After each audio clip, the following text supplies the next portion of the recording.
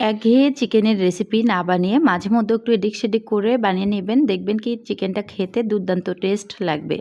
তো আজকে আমি একটু ভিন্নভাবে চিকেনের একটা রেসিপি তৈরি করে দেখাবো। শুরুতেই চিকেনটাকে খুব ভালো করে পরিষ্কার করে ধুয়ে পানি ঝরিয়ে এখানে আমি আদা ও রসুন বাটা 2 টেবিল চামচ দিয়েছি, অর্থাৎ আদা বাটা 1 টেবিল চামচ, রসুন বাটা সামান্য একটু বেশি দিয়েছি 1 টেবিল চামচের থেকে।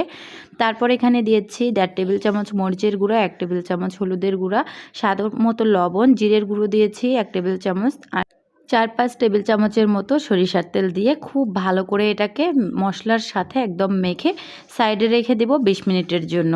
অবশ্যই ভালো করে মেখে নিতে হবে।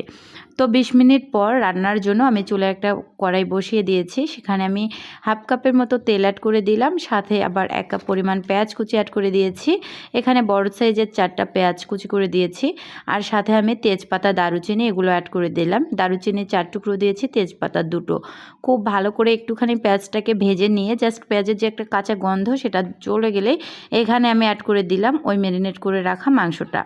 এবার বেশ কিছুক্ষণ নেড়েচেড়ে ঢাকা দিয়ে রান্না করে নিব। প্রথমেই কিন্তু এখানে ঝোল অ্যাড করব না, কিছুক্ষণ নেড়েচেড়ে আগে আমি নিব, তারপর এখানে ঝোলটা অ্যাড করে দিব। তো এই পর্যায়ে কিন্তু আমি এখানে দিয়ে দিলাম 5টির মতো সাদা এলাচি, মাঝখান থেকে একটু থেতো করে দিয়েছি, ফ্লেভারটা ভালো আসবে। তারপর খুব ভালো করে নেড়েচেড়ে যখন তেলটা উপরে ভেসে উঠে এসছে, ঠিক সে পর্যায়ে হাফ কাপ পানি দিয়ে আবারও খুব ভালো করে কষিয়ে নিচ্ছি। তো প্রথম অবস্থায় কিন্তু খুব ভালো করে এভাবে কষিয়ে নিতে হবে। তো কিছুক্ষণ পর ঢাকনাটা খুলে আমি এভাবে নেড়েচেড়ে মাংসটাকে কষিয়ে নিচ্ছি। দেখা যায় একইভাবে তো আমরা চিকেনটা রান্না করি, বিশেষ করে ব্রয়লারের চিকেনটা। তো এইভাবে একবার একটু ট্রাই করে দেখবেন। অর্ধেক যখন কষানো হয়ে যাবে ঠিক সে পর্যায়ে আমি এখানে 4টা টমেটো কুচি করে দিয়েছি, আর সাথে আমি 7-8টির মতো কাঁচামরিচ ফালি করে দিয়েছি।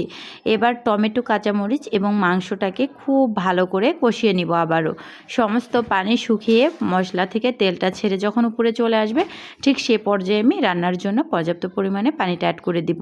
এতক্ষণ কষিয়ে নিতেই থাকবো। রেসিপি ভালো লাগলে ইউটিউব, ফেসবুক যেখান থেকেই দেখেন না কেন আমার পরিবারে যুক্ত হয়ে যাবেন। সম্পূর্ণ রেসিপি দেখার পর যদি আপনার কাছে মনে হয় একটুও ভালো লেগেছে, একটা হলেও লাইক, কমেন্ট, শেয়ার করবেন। তো কথা বলতে বলতে কিন্তু আমি সব কিছু খুব ভালো করে কষিয়ে নিচ্ছি।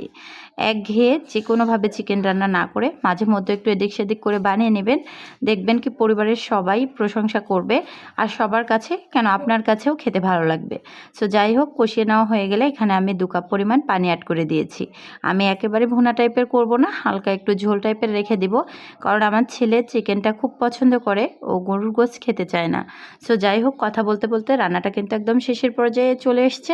এখন আমি একটু ভাজা জিরের গুঁড়ো দিয়ে নামিয়ে ফেলবো। রেসিপিটা দেখার জন্য সবাইকে অসংখ্য ধন্যবাদ। ভালো থাকবেন, সুস্থ থাকবেন। আল্লাহ হাফেজ।